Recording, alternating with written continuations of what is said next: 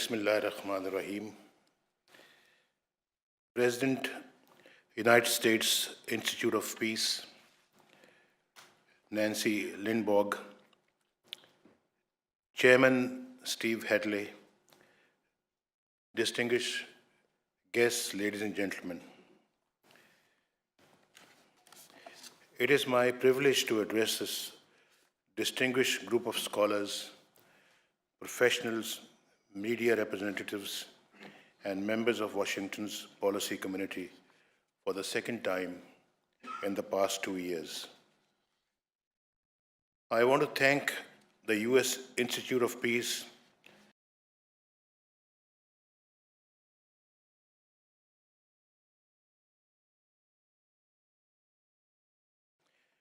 I would also like to commend the outstanding contribution made by the Institute to promote scholarship and understanding about issues concerning international peace and security.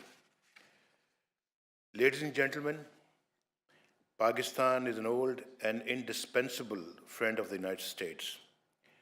Friends need to revive and renew their relationships from time to time.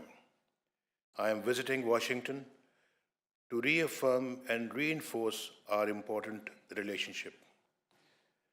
Since I was here 2 years ago, Pakistan has witnessed several positive developments. Domestically, democracy has been strengthened, terrorism is being combated, the economy has been stabilized and is poised for rapid growth. Yet we still face external challenges to pacify Afghanistan and normalize relations with India. Ladies and gentlemen, let me briefly highlight each of these developments. Let me turn first to our strengthened and resilient democracy. In 2013, Pakistan saw a landmark transition when power was transferred after the May 2013 elections from one elected government to another. For the first time in the history of Pakistan, in the following year, when political agitation was launched by one party, all the other parties came together in the parliament in defense of the democratic process. This now reflects a firm national consensus with an independent judiciary, a free media, and a vibrant civil society. Democratic institutions and traditions are becoming stronger in Pakistan.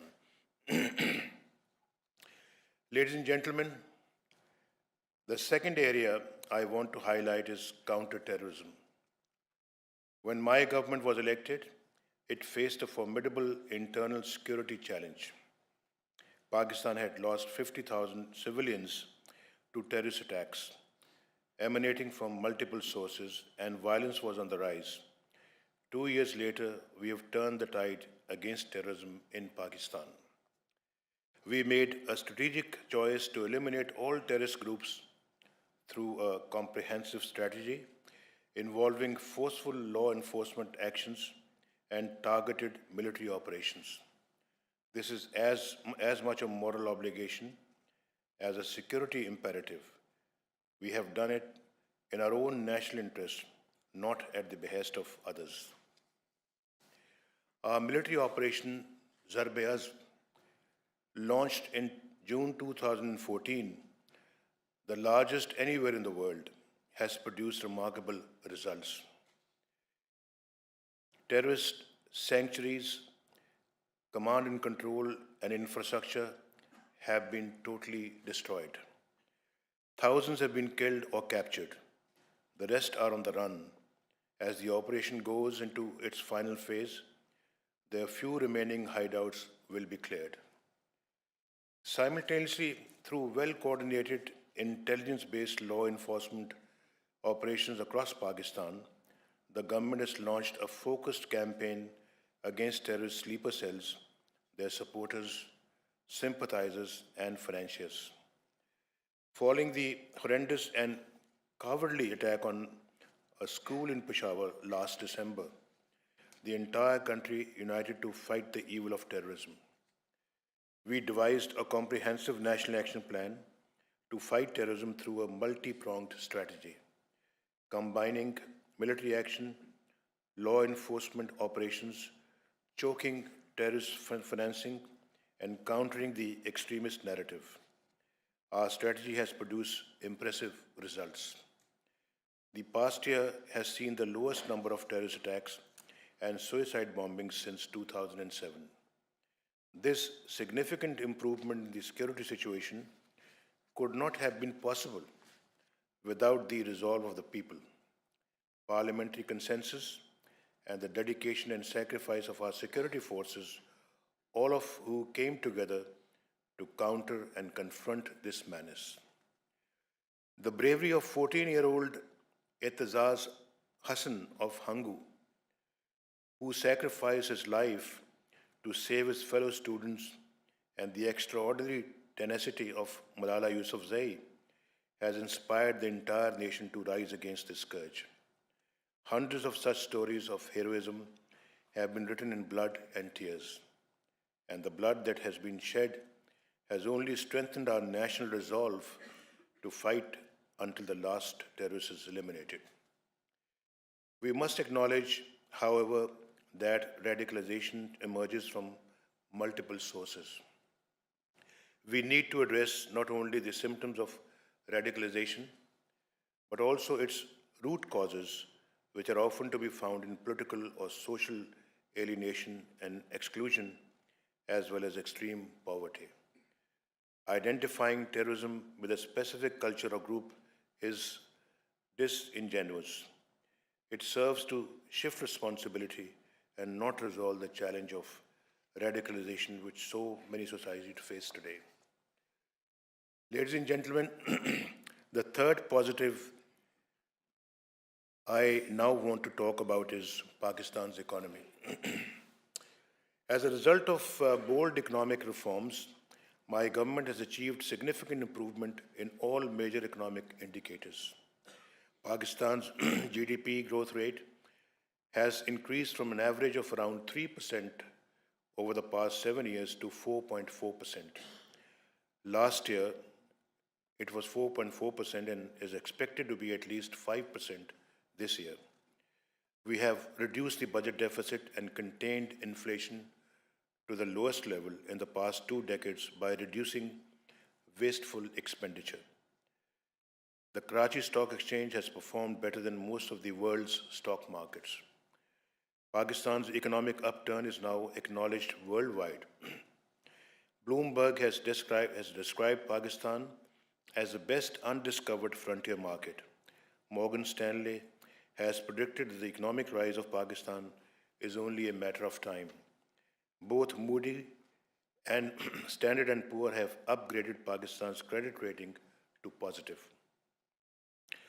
With a young and vibrant population of 200 million, a middle class larger than other South Asian countries, growing consumer demand, as well as a stable economy and improved security, Pakistan today offers enormous opportunities for profitable investment and trade. Ladies and gentlemen, one of the key pillars of my government's policy is to encourage regional integration and connectivity. This is where Pakistan and its neighbors have the biggest opportunity to reap the dividends of peace. The most promising element of this policy is the recently launched China-Pakistan Economic Corridor. This concept embraces a package of multiple infrastructure and development projects. The China-Pakistan Economic Corridor will not be confined to China and Pakistan. Both countries will welcome the participation of public and private companies from other countries, including the United States of America. Simultaneously, Pakistan is promoting other regional energy and infrastructure projects, including the Turkmenistan, Afghanistan, Pakistan, India gas pipeline project, Central Asia, South Asia 1000 electricity project, the Kunar power project, and Turkham Jalalabad road project. Ladies and gentlemen, We recognize that economic growth will be meaningful and sustainable if accompanied by social and human development. My government will allocate larger resources to health, education, technology, and training to equip our people to fully participate and benefit from Pakistan's rapid growth. Recognizing the women, especially young girls, hold the key to reaping the demographic dividend, we have introduced numerous initiatives for enhanced economic participation and political empowerment of women and girls in Pakistan. We are committed to provide our women greater access to education, economic resources, skill development, and employment opportunities to enable them to rightfully become equal partners in our economic development.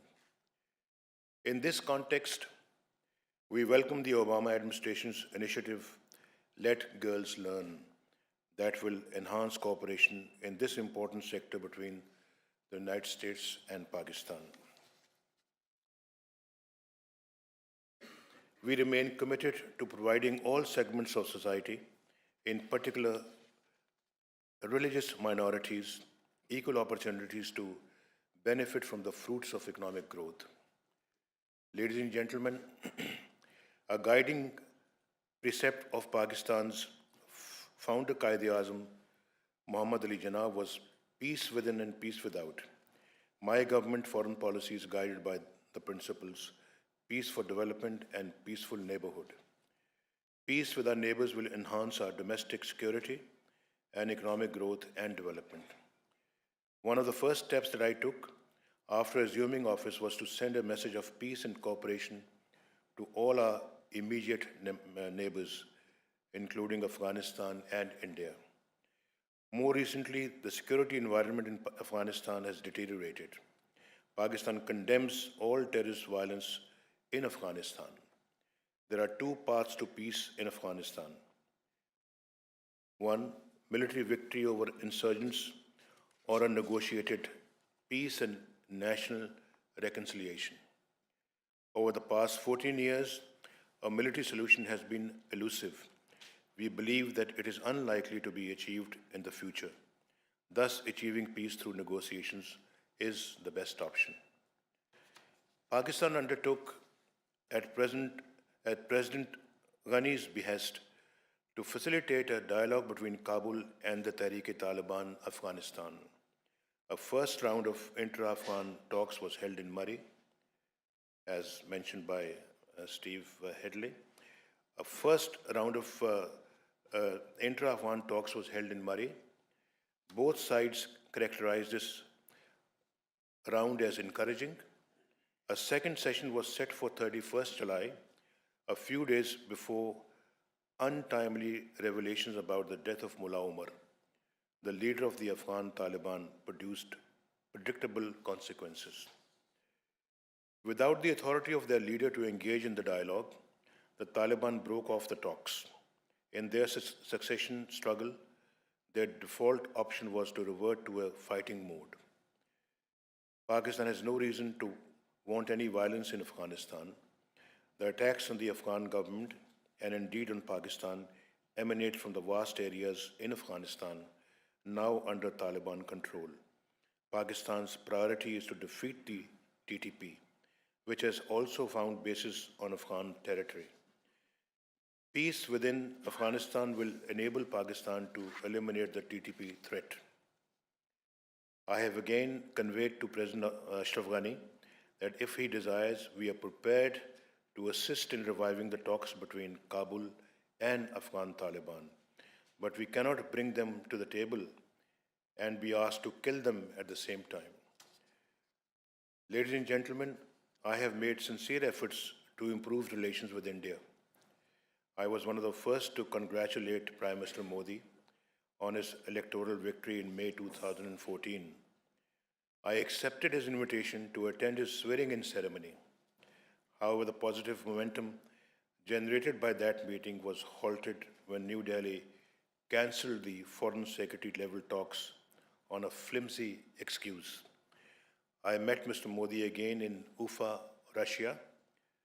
Again, the National Security Advisors meeting was scuttled by India to limit the talks to one issue and to dictate the program of our National Security Advisor in New Delhi. The cancellation of the NSA level talks has been followed by increased ceasefire violations by India across the line of control in Kashmir and the working boundary. And a stream of hostile statements by the Indian political and military leadership. Meanwhile, anti-Pakistan actions by Hindu extremists are exacerbating the present tensions in our region. In my address to the United Nations General Assembly last month, I proposed a new peace initiative comprising 4 specific and feasible steps that could serve as the basis for progress towards normalization. Unfortunately, India's response was not positive. While refusing dialogue, India is engaged in a major arms buildup, regrettably with the active assistance of several powers. It has adopted dangerous military doctrines. This will compel Pakistan to take several countermeasures to preserve credible deterrence. A normal and stable relationship between Pakistan and India can be built by adherence to the principles of the UN Charter, especially the principle of sovereignty, equality of states, and non-interference in their internal affairs, and the right of peoples to self-determination. There is no alternative for the two countries but to resume a comprehensive dialogue to resolve all outstanding issues, including the core issue of Jammu and Kashmir. Ladies and gentlemen, Pakistan is fully committed to the objectives of non-proliferation and disarmament. Over the years, Pakistan has adopted a number of national measures to strengthen export controls and security, which are consistent with the best international standards. Pakistan is also participating in global efforts to prevent and combat proliferation of weapons of mass destruction. We have also contributed constructively to the Nuclear Security Summit process, President Obama's laudable initiative. To fulfill its vast energy needs, Pakistan will install several civil nuclear power plants under IAEA safeguards. We look forward to international cooperation in this context.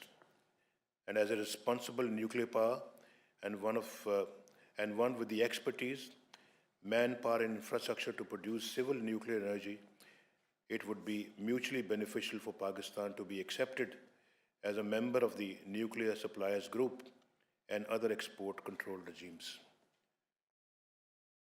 Ladies and gentlemen, it is significant that on all the priority issues I have mentioned, America's objectives are convergent with Pakistan's. Our extensive cooperation on counterterrorism can be intensified and improved, especially by promoting mutual trust and confidence. The US remains our biggest single trading partner. Greater trade access would be crucial in propelling growth and employment in Pakistan. And of greater significance for Pakistan would be US investments in various sectors of our economy and participation in our planned infrastructure development, especially the connectivity projects. On Afghanistan, difficult yet essential decisions are required in Kabul, Islamabad, and Washington to find the best way to end violence and restore peace. Obviously, the Pakistan-India relationship poses the most difficult and urgent challenge. I believe a close review of some of the existing assumptions and analysis and greater attention to Pakistan's views and interests would be useful in enabling Washington to play a constructive role in averting the ever-present danger of escalation and promoting stability in South Asia. A close and enduring partnership between Pakistan and the United States is, we believe, a strategic imperative for achieving lasting peace and stability in our region and beyond. This beautiful capital signifies in more ways than one the glorious struggles of the past in pursuit of liberty and freedom, and the aspirations of a better future shared by both of our great nations. Together, we should work as equal partners towards these shared goals. I thank you.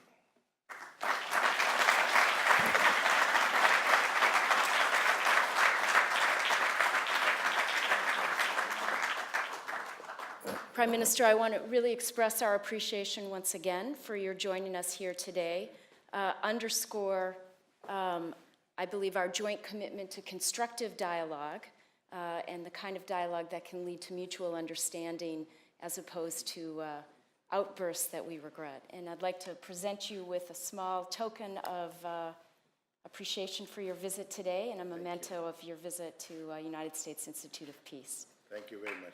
Thank you very much.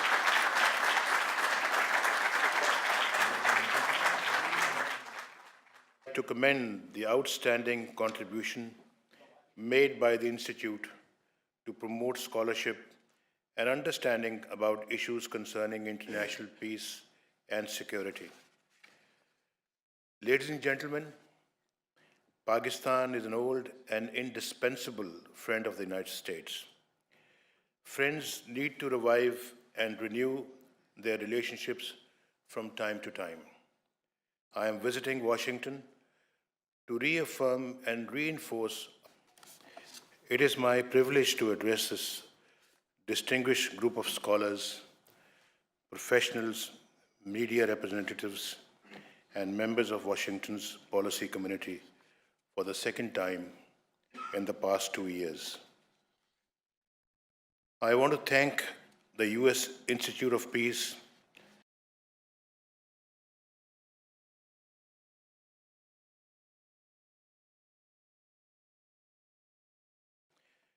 I would also like